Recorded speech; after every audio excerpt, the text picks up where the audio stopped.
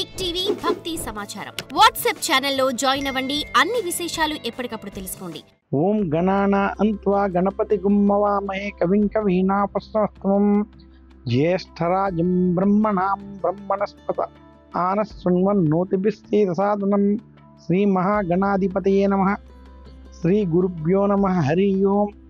ఓం చంద్రరేఖాలహత్పాల గంగాం భో విలసజ్జితం పాదభూషాయితానంతం ఉమాకాంతపాస్మహే.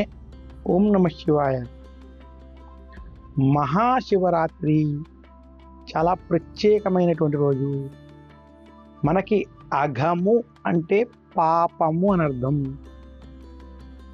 మాఘము అంటే పాపాలను నశింపజేసేటటువంటిది అని అర్థం.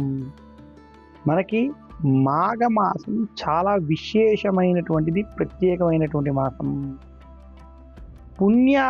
పుణ్యాన్ని సంపాదించుకోవడానికి ఉత్తమమైన మాసం మాఘమాసం. మనకి జ్యోతిష్శాస్త్ర ప్రకారం 2 ఆయనాలు ఉన్నాయి, ఉత్తరాయణం దక్షిణాయనం.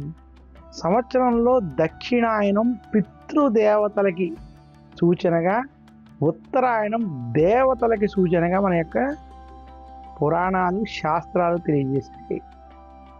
అందులో ఉత్తరాయణం ఏదైతే దేవతలకి సూచిస్తుందో, దేవతలకి పగటి కాలం అని తెలియజేయబడిందో, అటువంటి దేవతల్ని ఆరాధించడానికి ఉత్తమమైనటువంటి మాసం మాఘమాసం.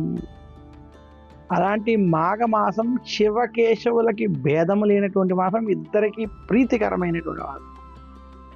అటువంటి మాఘమాసంలోనే మనకి మహాశివరాత్రి పర్వదినం రావడం, ఇది చాలా విశేషమైనదిగా తెలుసుకోవాలి.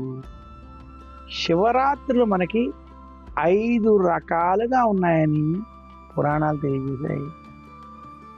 5 రకాల శివరాత్రులు ఏమిటి అంటే నిత్య శివరాత్రి, పక్ష శివరాత్రి, మాస శివరాత్రి, మహాశివరాత్రి, యోగ శివరాత్రి. శివుడికి రాత్రి చాలా ప్రీతికరమని, చతుర్దశి తిథి రోజే శివుని యొక్క లింగోద్భవం జరిగిందని 2 మనకి శివపురాణం స్పష్టంగా తెలియజేస్తుంది. శివపురాణం ఆధారంగా ఎవరైతే రాత్రి సమయంలో నిత్యము శివారాధన చేస్తే అది నిత్య శివరాత్రి అవుతుంది. అలాగే ఎవరైనా పక్షములో ఒక రోజు, అంటే విశేషించి శుక్లపక్షంలో కృష్ణపక్షంలో ఒక చతుర్దశి రోజు గనక రాత్రి సమయంలో విశేషంగా శివారాధన చేస్తే దాన్ని పక్ష శివరాత్రి అన్నారు. ఇంకా ప్రతి మాసంలో వచ్చే కృష్ణపక్ష చతుర్దశి రోజు గనక శివారాధన చేసినట్లయితే, రాత్రి సమయంలో లింగోద్భవ కాల సమయంలో ఈశ్వరుని అభిషేకం వంటివి చేసుకుని ఈశ్వరుని నమక చమక రుద్రాలతో పూజించినట్లయితే దాన్ని మాస శివరాత్రి అన్నారు.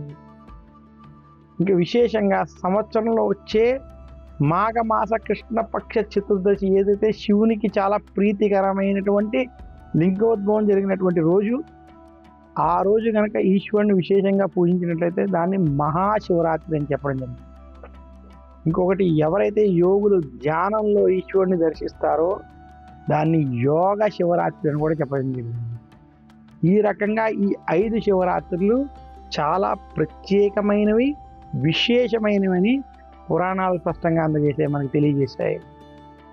ఇంకా శివ పురాణం ఆధారంగా మనం చూసుకున్నట్లయితే మహాశివరాత్రి చాలా ప్రత్యేకమైనది, శివుడికి చాలా ప్రీతికరమైనటువంటి రోజుగా, లింగోద్భవ కాలం జరిగినటువంటి రోజుగా, శివ పార్వతుల యొక్క వివాహము జరిగినటువంటి రోజుగా కూడా ఈ మహాశివరాత్రి గురించి చెప్పడం జరిగింది.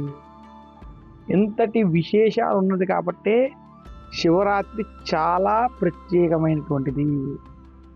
శివరాత్రి యొక్క వైభవం గురించి స్మృతులు, మనుస్మృతి, ధర్మసింధు, నిర్ణయ సింధులో కూడా శివరాత్రి యొక్క ప్రత్యేకతని, ముఖ్యంగా చతుర్దశి తిథి యొక్క విశిష్టతని, అందులోనూ మాఘమాస కృష్ణపక్ష చతుర్దశి గురించి ప్రత్యేకంగా చెప్పడం జరిగింది.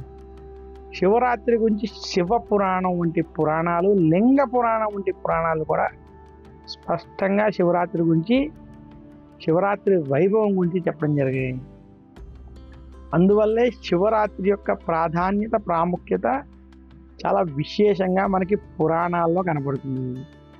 శివరాత్రి రోజు ఎవరైతే ఈ శివ పురాణం, లింగ పురాణం వంటివి చదువుతారో, అవి శివుడికి యొక్క ఇష్టమైనటువంటి వాటితో ఈశ్వరుని అభిషేకం వంటివి చేసుకుంటారో, బిల్వ పత్రాలతో శివుణ్ణి ఆరాధిస్తారో, వారికి శివుని యొక్క అనుగ్రహం లభిస్తుంది.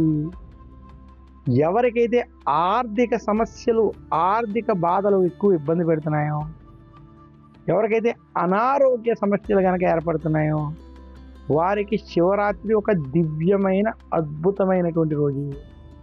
ఈరోజు చేసేటువంటి శివారాధనలకి, శివ పూజలకి వారికి ఉన్నటువంటి ఆర్థిక సమస్యలు తొలగడం, అనారోగ్య సమస్యలు తొలగడం, శుభ ఫలితాలు కలగడం జరుగుతుంది. శివరాత్రి మనకి చాలా ప్రత్యేకమైనటువంటిది, చాలా విశేషమైనది. ఈరోజు శివుని యొక్క అనుగ్రహం పొందడానికి ఉత్తమమైన రోజుగా మనకి పురాణాలు స్పష్టంగా తెలియజేసాయి. ఈరోజు శివుడికి వదిలేటువంటి ఒక జలము కానీ, పుష్పము కానీ, లేదా ఒక పత్రము కానీ, విశేషంగా బిల్వపత్రం వంటివి కనుక ఈరోజు శివుడికి సమర్పించినటువంటివి కోటి రెట్ల పుణ్య ఫలితాలని ఇస్తుంది.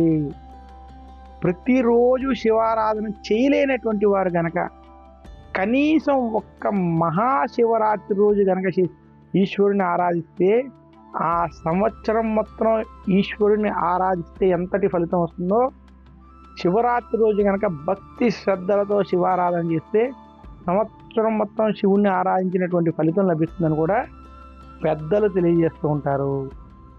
అంతటి విశేషం ఉన్నటువంటి రోజు మహాశివరాత్రి రోజు.